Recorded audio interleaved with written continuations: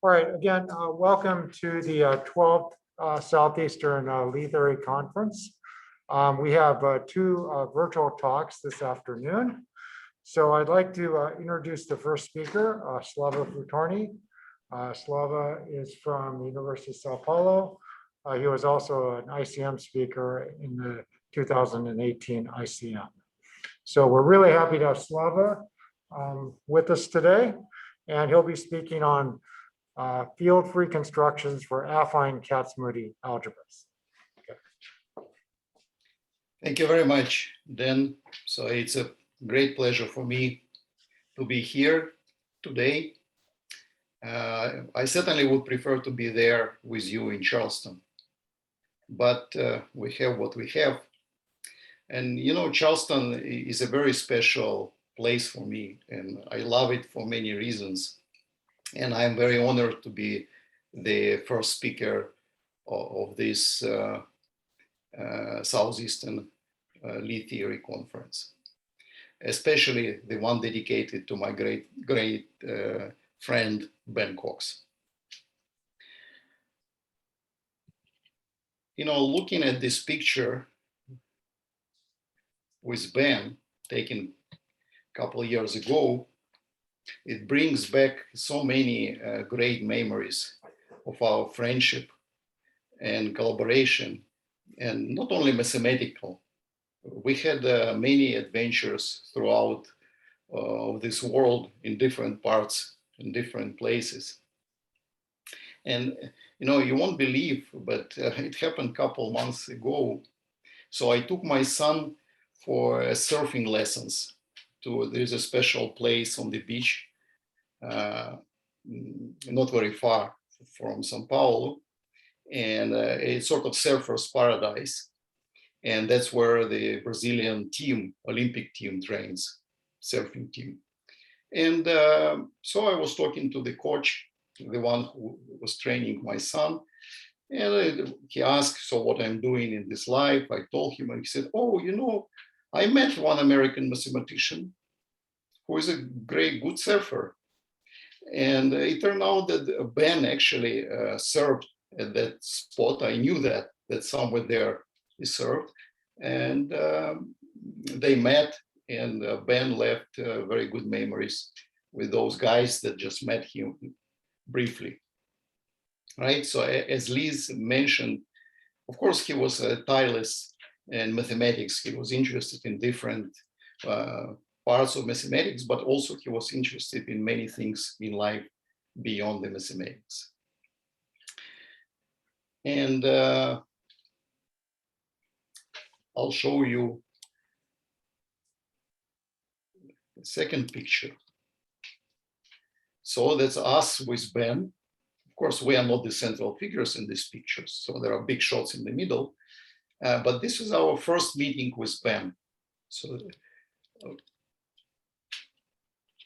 let me just move. So it's back in 1992, right? So we met in Canada. And you see how funny is that we even used similar colors in our dresses. And this was our first meeting. In person, we knew each other before by correspondence.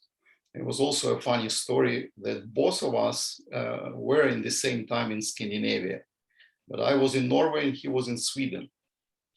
And then I published a preprint there, which is, at that time it was circulating around the universities in Scandinavia, and the place where Ben was got it, and Ben looked and got interested in this stuff and started to work on it.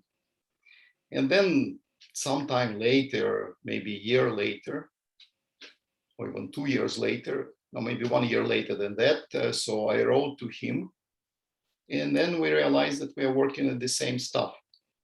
And after that, we decided to meet. And then since this meeting, I was blessed with many years of friendship and collaboration with Ben.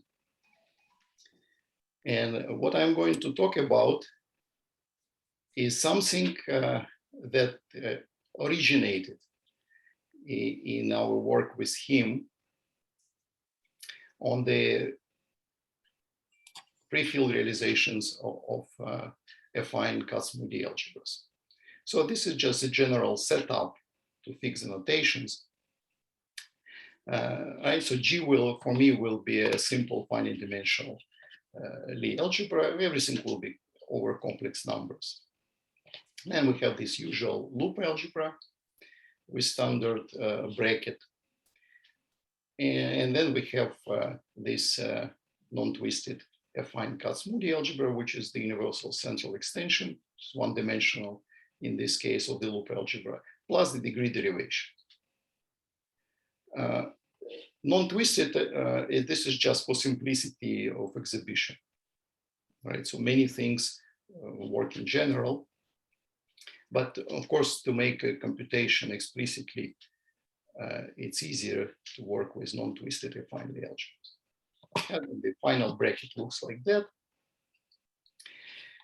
And so here's the new concept that actually did not exist in those days when we worked with Ben. So this is the notion of quasi-partition of the root system. So delta is a root system. So a subset is a quasi-partition if the following conditions are satisfied. So first is that P and the opposite of P don't intersect. Okay, so we sort of split into two halves. The union gives the whole root system. And you see what you would expect immediately, that I should say that P is a closed with respect to the sum of the roots subset. But I'm not requiring that. And that's why I'm not calling this partition, but it's a quasi-partition. So the set P need not to be closed with respect to the sums of the roots. Instead of that, there's a replacement that the Lie subalgebra generated by the corresponding root spaces, yeah, G alphas, when alpha run the subset P, and the Cartan clearly. So let's denote the subalgebra generated by the subspaces BP. Then for every root of this subalgebra, this root already is in P. So we don't gain anything else, even though it was not closed. But when we generate B, we don't get anything else. So if you wonder how this is possible, then you should not think of real roots. So real roots, of course, they will be the subset of real roots of P will be closed with respect to addition. But the imaginary roots may not be. But since the imaginary root subspaces, which are not opposite to each other, commute, that's why we don't create anything else in this case. And somehow these quasi-partitions, which are not partitions, lead to some new Borel subalgebras, which have corresponding Verma type modules and corresponding representation theory. And somehow this was missing or ignored for quite some period. And these subalgebras BP that we get in this way, they will be essentially all Borel subalgebras. And there is still something that can be done due to the fact that imaginary root subspaces are not one-dimensional, right, in the affine case. And then you can choose, you can sort of split every imaginary root subspace differently. And because of that, you can define different Borel subalgebras, which are not conjugated. So of course, I'm talking about non-conjugated Borel subalgebras. And that's why it's almost all. But essentially, this BP describe all non-conjugated Borel subalgebras. And there are finitely many of them. And again, roughly speaking, they are parameterized by parabolic subalgebras of G. Roughly because of this quasi-partition stuff, so we have to be careful how we split the imaginary roots and things like that. But just to have a rough picture, that's what happens. Yeah, the standard examples are the following. So the standard Borel subalgebra, which just corresponds to the choice of positive roots. So this is clear. There is a natural Borel subalgebra which corresponds to this partition of the roots. Right? So we take all positive roots, finite positive roots, and we shift them by any multiple of the imaginary root. And we take positive multiples of the imaginary roots. And of course, this 0 should not be here. And then there is another example, or another family of examples of Borel subalgebras exactly corresponding to quasi-partitions which are not partitions.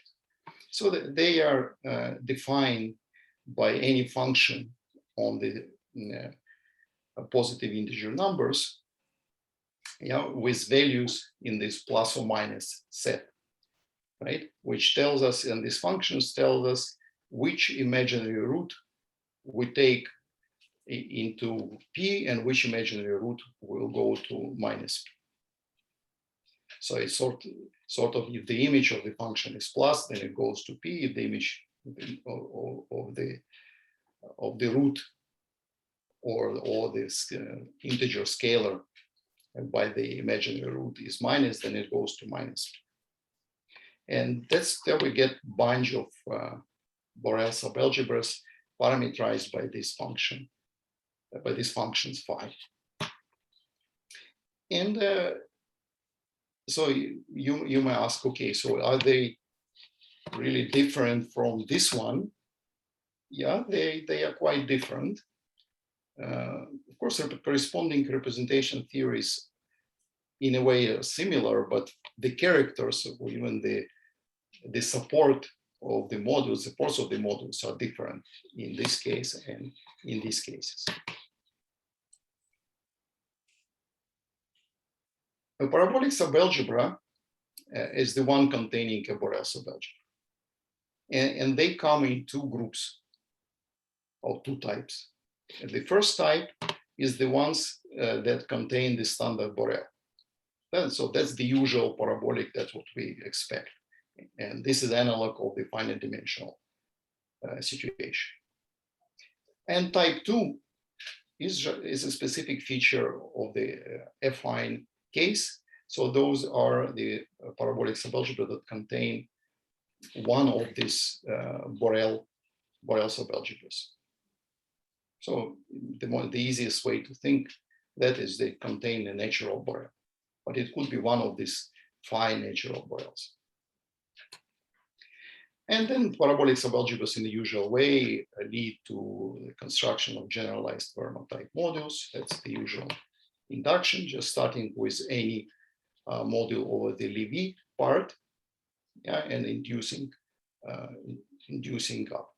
So the difference here is that the second type, if we have a parabolic subalgebra of the second type, which is not Borel itself, so non-trivial parabolic, then it has a Levy. And the difference between these two types is that in the first case, we have a reductive finite dimensional Lie algebra as the Levy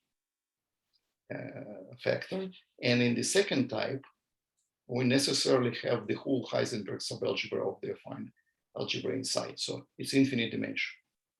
So the smallest example, smallest case of the type 2 parabolic subalgebra different from Borel would be the one containing the whole Heisenberg. Or maybe if we go into details, it would be just part of the Heisenberg, but it should be complete string with respect to the roots. So the structure of these modules, we were interested with Ben. That's how we started this business. We're interested, what is the structure of these modules? So if parabolic gives generalized Fermat type modules, Borel gives just Fermat type modules. And we started with Ben to study the structure of these modules of the second type, because the first one is the classical thing. And this was sort of the type 2, was sort of a new one. And more generally, one can study these generalized Fermat type modules, again, for the second type of parabolic. And then we settled with Ben the structure for the Borel. And then later on, with Kashuba, we looked at the case of a parabolic, sort of generalizing the Borel. So that I will just state this is the most general result, which is not final because there is this word nice, which is not clear what it means. There are different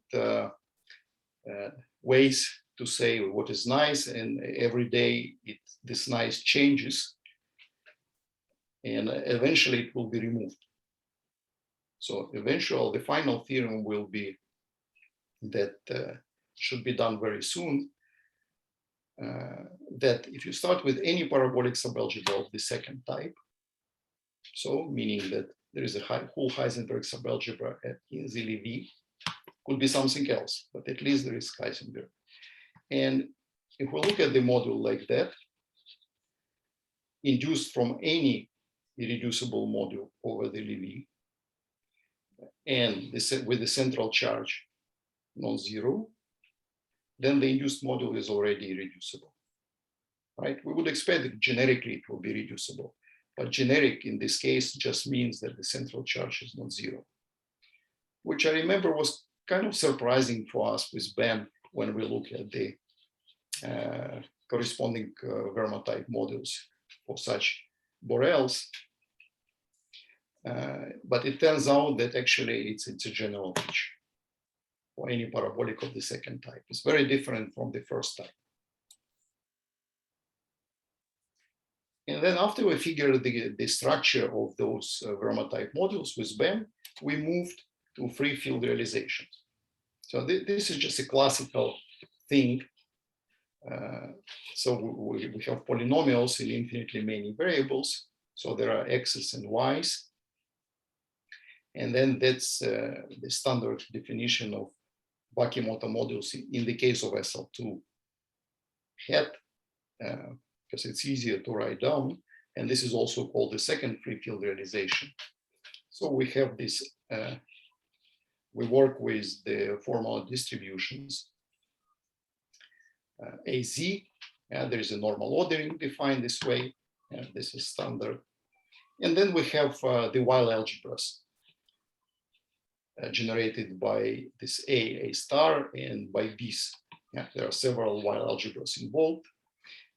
And Bakimoto gave the formulas, gave realization for SL2 hat via these Weil algebras. Then it was extended by Fagin and Frankel a bit later for any affine algebra. So if you work with this, with the Bakimoto module construction, you know that the formulas are actually not written explicitly like that for SL2 hat, because it's difficult. You know, any given case with a hard work you can do it, but it's rather difficult. And in some cases, explicit formulas are known, but only for the generators, not for arbitrary element of the Lie algebra. Right? It's still sort of unfinished business with these formulas. Yeah, this is the second free-field realization. There is the first one. So here's the for SL2 hat again. So it's a different realization of SL2 hat by differential operators on this polynomial ring, the same polynomial ring. And if, again, roughly speaking, Bakimoto realization gives us Verma module generically, standard Verma module generically, then the first free field realization gives us this module, the Verma type module, which corresponds to the natural Borel. Right? The one above was the standard Borel. This is the natural Borel. And here is the formulas. And somehow we got interested with Ben in these formulas. And started to work on that. This is SL2 hat. This was probably written first by Kac-Moody, no, Kac and Jacobsen, rather. And then Ben studied that for SLN hat. He was working on that, and then I joined him because this was the case just for natural Borel. And what about the other one? So we have sort of natural Borel is the other extreme of the standard one. So there are finitely many conjugacy classes. Standard one is on one end and natural one is on the other end. But there are finitely many ones in between. And then Ben asks, so can we realize any other choice? It's actually a choice of the Borel. It's not that easy. We started it roughly around 2006 to work on other Borel subalgebras and to get realization of Fermat-type modules, sort of analogous to one of those free field realizations that we had above. And in fact, we succeeded for SLN hat but for specific Borels. So the ones which are not standard and not natural, but not covering all. And this is not done in a very explicit manner up to now. But we succeeded in many cases, and we called the corresponding module intermediate Wakimoto modules. So they are something as a combination of two free field realization. The first one and the second one, it's a certain mixture.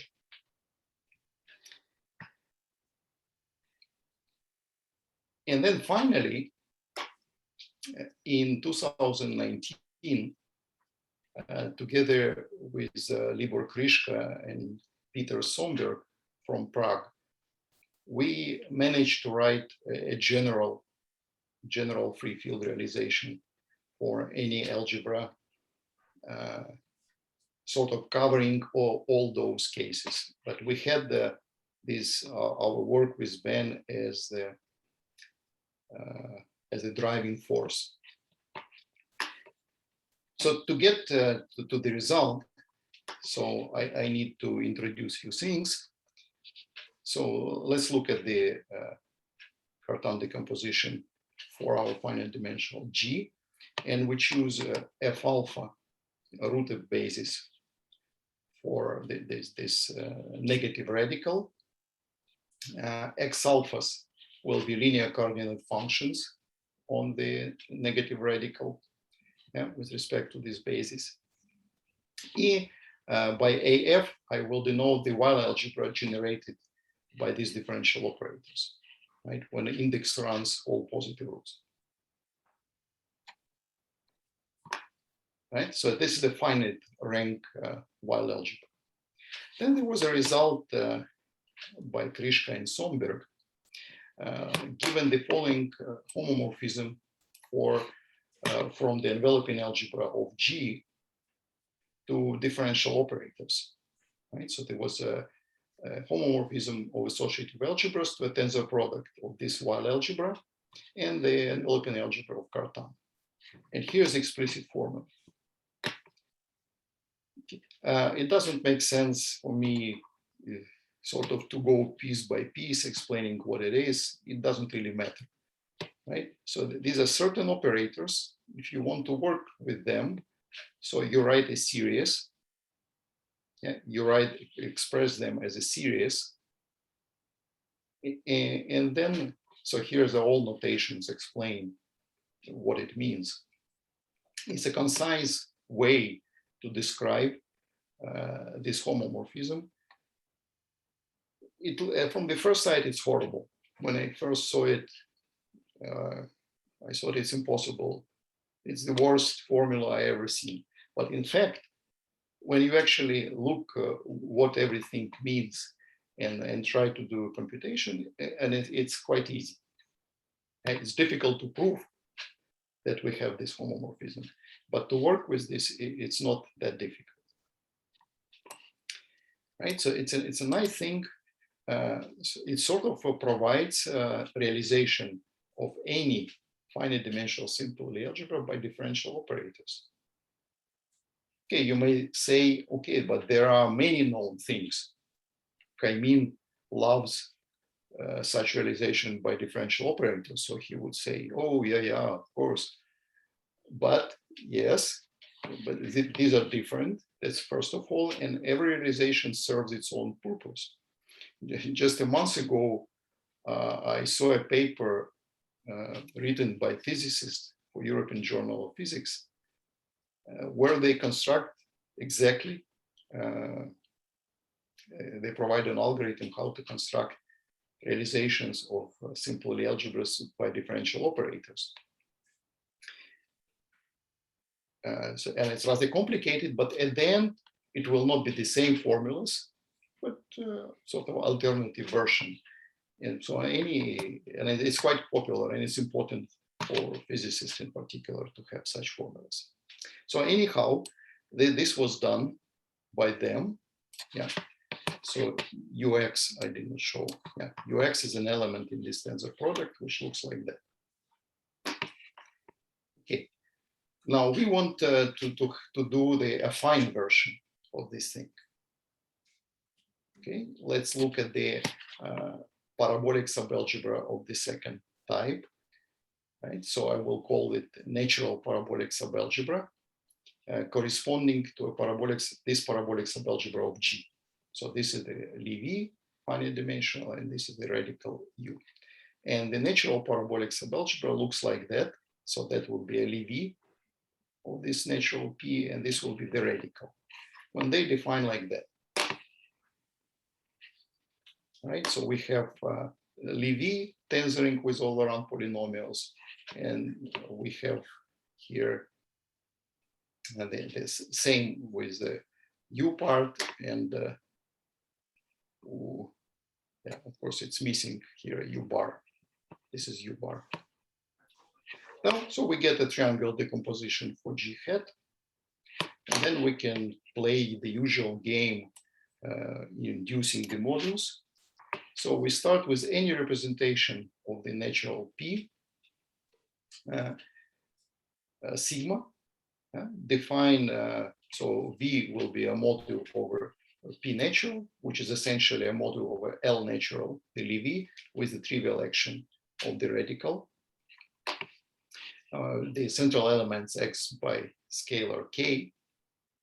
And then we have the generalized imaginary Verma module. So that's the one, the induced module using the parabolic induction for this specific case, like that, right? So that's the module determined by the choice of parabolic subalgebra, choice of sigma, which is the same as V, and the choice of K.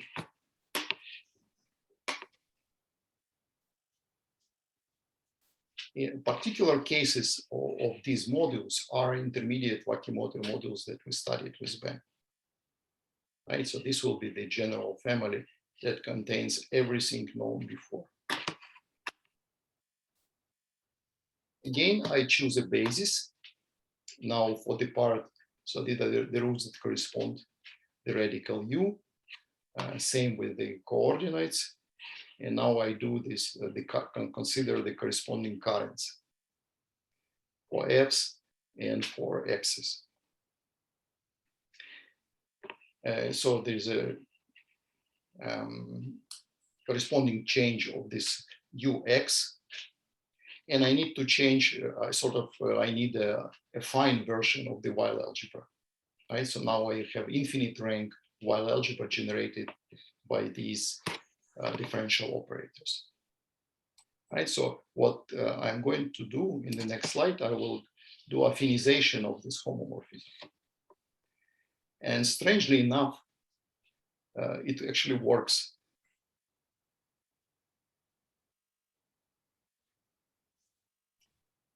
Right, so there is a homomorphism from the enveloping algebra of G hat to a tensor product.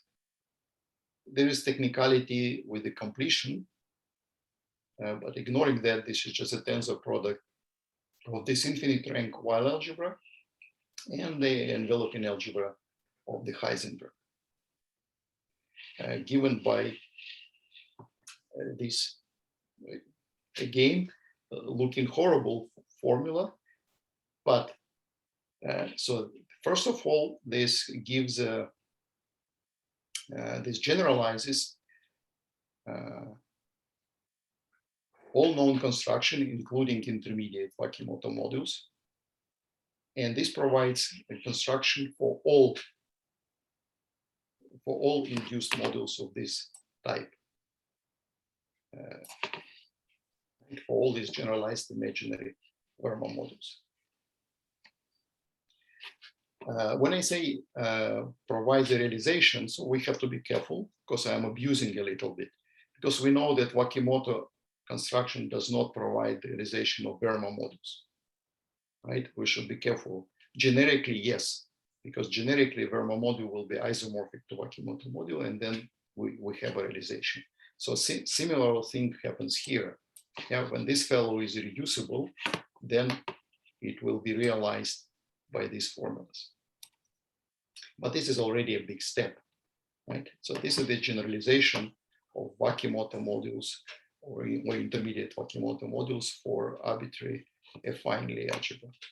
It's not that easy, of course, especially from the first glance, to figure how to work with this thing. But it's like vertex algebras. If you see it first time, it's not easy either. Okay. And yeah, to say short that there is an isomorphism between these two things. So this is our module, induced module constructed algebraically, and this is sort of explicit geometric counterpart. And they are, this has a natural structure of G hat module, and that's a consequence of that homomorphism above, where this K and omega, in order to work with these things, I need to replace Laurent polynomials by Laurent theories, right? And work with this smooth situation and consider smooth representations. So in this case, I will do this replacement for the affine algebra, right? But the result is that so these highest weight modules actually have a nice this geometric realization, and generically, also this homomorphism works always, and generically it gives a realization of induced modules that we define here, same way as the Wakimoto modules realize Verma modules generically.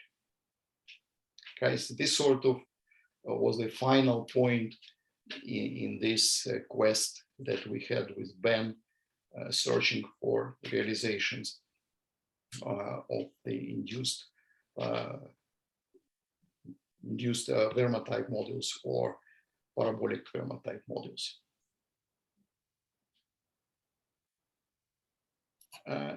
And now it's a new page of this theory, sort of moving slightly in a different direction, related to relaxed Wakimoto modules. So now I will not consider the second type, parabolic or else I will work with the first type.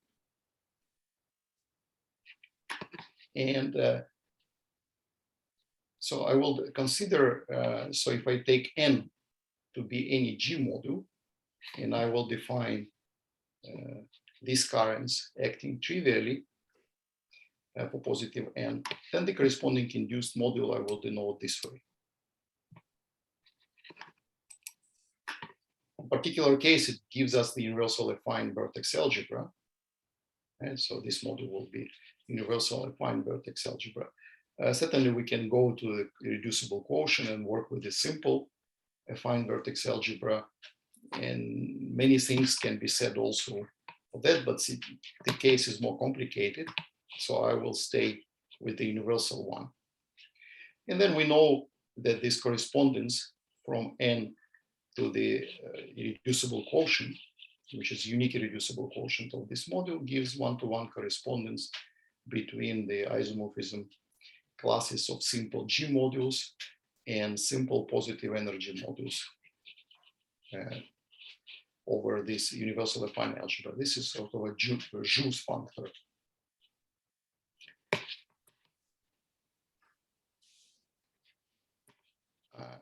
So also I need this wild vertex algebra. So I need to use a little bit the language of vertex algebras just to show you the correspondences.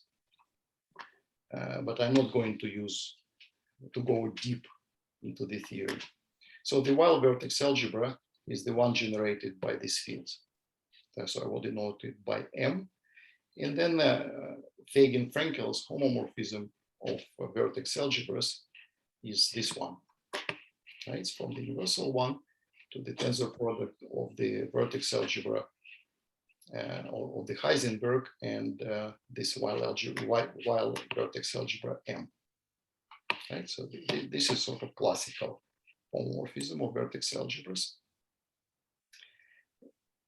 And just to show you the relation between that homomorphism for finite dimensional, remember we had this homomorphism for finite dimensional algebra. So this diagram, this commutative diagram, shows the correspondence. So this is the affine level, and this is finite dimensional level. And then the Joule functor sort of makes this diagram. So this will be a Joule algebra for that, and this sort of a Joule algebra for that. Right, and this homomorphism we had before that first huge formula, and this is the classical homomorphism of vertex algebras. Okay, just to understand where we are. Now, the Weyl algebra A, this is the infinite rank Weyl algebra that we just defined, has a natural triangle decomposition, where we put the zero component is the one which has n equals 0, right? No currents. Plus will correspond to positive n's when we're tensoring with t to the nth power. So here's no tensoring, here's positive powers, and here's negative powers. And then taking any a simple module over the zero part. So A0 is our AF. I did not change the notation just to indicate here that it corresponds to N0, but this is AF, what we denoted before. So from any A0 simple module, we can construct A module. Right? So I will denote it like that. Just letting A plus acting trivially on N. A sort of induced module for the Weyl algebra A. And finally, I come to the construction of a relaxed Kac-Moody module. I'm not saying it's a definition, but it's a construction.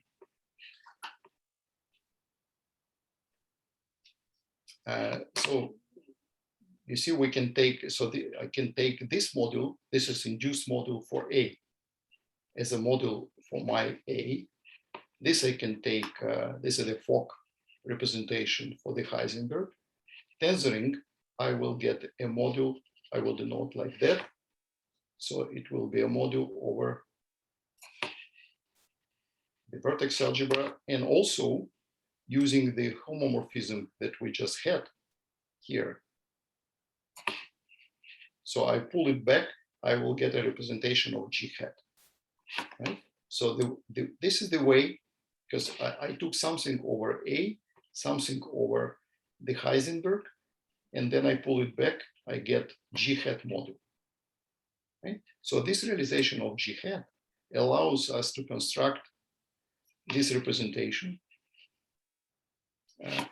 Sorry, not this ones. This ones. Which are actually analogs of Kac-Moody modules, The difference is that they don't have highest weight necessarily, right? Because they induced from some Levy subalgebra or parabolic subalgebra of G. And that's why they're called relaxed Wakimoto modules. Right? So we're relaxing the condition of the highest weight. So this became a quite popular object in recent years due to strong connections with the conformal field theory. And then these objects were studied from different points of view. And the interesting thing is that if this fellow is irreducible, then it will be isomorphic to the corresponding induced module M that we had here, to this one. So it's sort of a parallel situation with the classical Wakimoto-Verma correspondence. Then we can look at this W as a functor. So having this part fixed here, and we can just choose an A module here, and we get a functor to G hat module. In particular, we could apply this functor to Verma module, let's say simple Verma module. Okay? And then, because a simple Verma module will be A module also. And then if we apply it to Verma module, we'll get exactly Wakimoto module, the classical Wakimoto module. And its realization can be written like that also. It's another way to represent it as a tensor product of this with the Fock space, with the Fock representation of the Heisenberg. So as I said, this relaxed Wakimoto modules became, I would call them partial Wakimoto, but relax is also good. So the first time they appeared probably in this paper by Fakin, Semikhatov, and Tipunin in '98. And but then similar constructions were already sort of discussed here. But then in the last, in less than 10 years, so maybe last 5 years, there was a sort of a booming study of these modules. In the work of Rideau and his co-authors, there's sort of, it's not a classification, but it's sort of an algorithm how to get all of them. Similarly, to the fact, not all of them, but the ones with finite weight multiplicities, similarly to the classification of simple modules of finite dimensional Lie algebras with finite multiplicities, as it was done in the work of Olivier Mathieu. And the main tool is a localization functor. So I saw that Diana will be talking about that or about something related tomorrow. So localization is quite an important tool to approach the classification of all relaxed Wakimoto modules with finite weight multiplicities. And again, it's interesting because of the relevance to the conformal field theory. The localization functor goes back to the work of Deodar, right? And then it was used by many people to study, to applying this functor in different categories of representations. So localization functor is what? Is a for us, what I call it, twisting functor. Again, there are different ways, different things are called twisting functors. For me, is the following. So we'll just localize and take a quotient by the original module, because the original module will be a submodule, so we kill it. That will be the twisting functor. So localization and the killing one. no extra, the standard definition of twisting, so one can also twist by an automorphism. It is possible to do it. We have not done it yet, but it's certainly possible. And twisting functor, so classically it was studied for simple roots. Because if you take a module in the category O and you apply a twisting functor with respect to one simple root, then you can twist the action a little bit and you get back to the original category O. We are not restricting ourselves to the case of simple roots. So it's actually more interesting for different reasons if we take a non-simple root. Then if we apply this twisting functor to a Verma module, for example, we go way beyond category O, we'll get something else. But this something else turned out to be also quite interesting. And then we looked in particular at the relation of twisting functor with Wakimoto functor. So they commute, which was natural. And then as a result, we have this isomorphism, right? So if we take a Verma module here, we can apply Wakimoto functor, and then we can twist. It's the same as do that. But this is interesting. You see, when you have this W on the left, it means this fellow actually can be realized by differential operators. And so what is this fellow? This is a relaxed Wakimoto module, and this is the top part. Right? So this is in the language of vertex algebras, is a positive energy representation with the top part, which is this one. And so if alpha is simple, that will be another Verma module for a different Borel. That's not that interesting. But if alpha is not simple, that this will be something with no highest weight. It will not be induced module. It will be sort of a dense module with a complete weight lattice. And for this type of modules, we have, because they obtained by this Wakimoto functor, so they have a concrete realization, a free field realization.